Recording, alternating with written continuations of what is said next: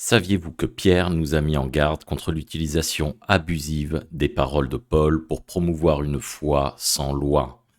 Il a dit que certaines choses qu'il a écrites étaient difficiles à comprendre et que les gens les utiliseraient pour leur propre destruction.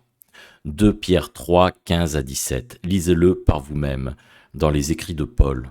Si Paul avait vraiment été contre la Torah, nous devons réconcilier certaines choses qu'il a dites.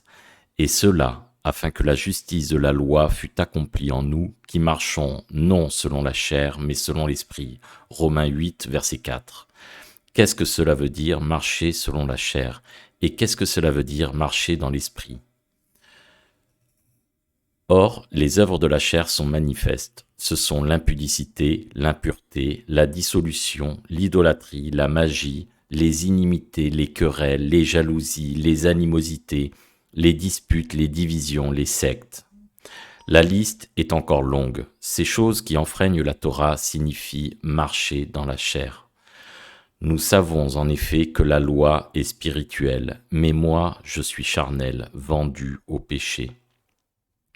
Donc, si enfreindre la Torah, c'est marcher dans la chair, que signifie marcher dans la Torah, dans la loi? Donc, la loi donc est sainte, et le commandement est saint, juste et bon.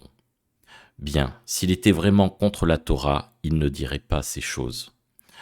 Ce ne sont pas, en effet, ceux qui écoutent la loi qui sont justes devant Elohim, mais ceux qui la mettent en pratique qui seront justifiés. Oui, Paul a dit ça. Anéantissons-nous donc la loi par la foi? Loin de là. Au contraire, nous confirmons la loi. Qu'est-ce que cela veut dire, nous confirmons? C'est le mot grec istémi dans les scripts originaux en grec.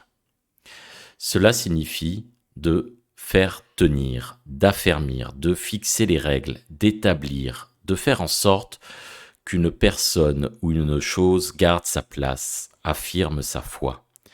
Il disait que la Torah garde toute sa place, ne nous en éloignons pas. Je t'avoue bien que je sers l'Élohim, le terme hébreu pour Dieu, de mes pères, selon la voie qu'ils appellent une secte, croyant tout ce qui est écrit dans la loi et dans les prophètes. Vous pourriez vous dire que Paul a dit cela parce qu'il est juif, alors que nous serions des gentils.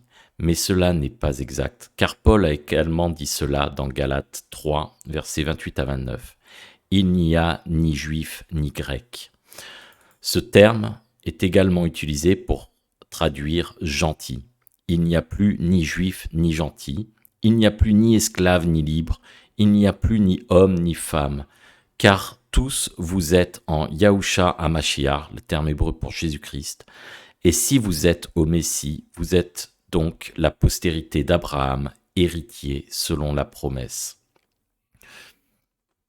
Bien, si vous êtes la semence d'Abraham, qu'est-ce que cela veut dire? Regardons Ésaïe. Mais toi, Israël, mon serviteur, Jacob, que j'ai choisi, race d'Abraham, que j'ai aimé. Mon ami, si tu es en Yahusha le Messie, tu es la semence et la race d'Abraham.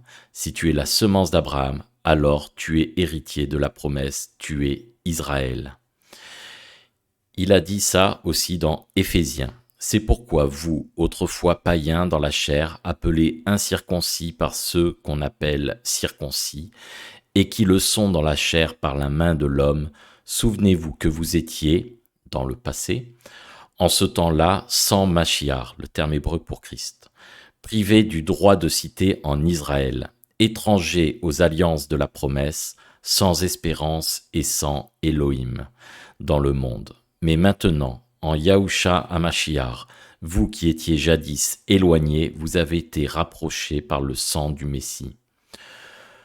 Voyez, le sang de Yahusha nous permet de faire partie de l'assemblée d'Israël. Frères et sœurs, les hommes vous ont dit des mensonges et des traditions humaines pendant des années. Bienvenue dans la maison d'Israël et continuez à chercher la vérité. Recevez les bénédictions au nom de Yahuwah.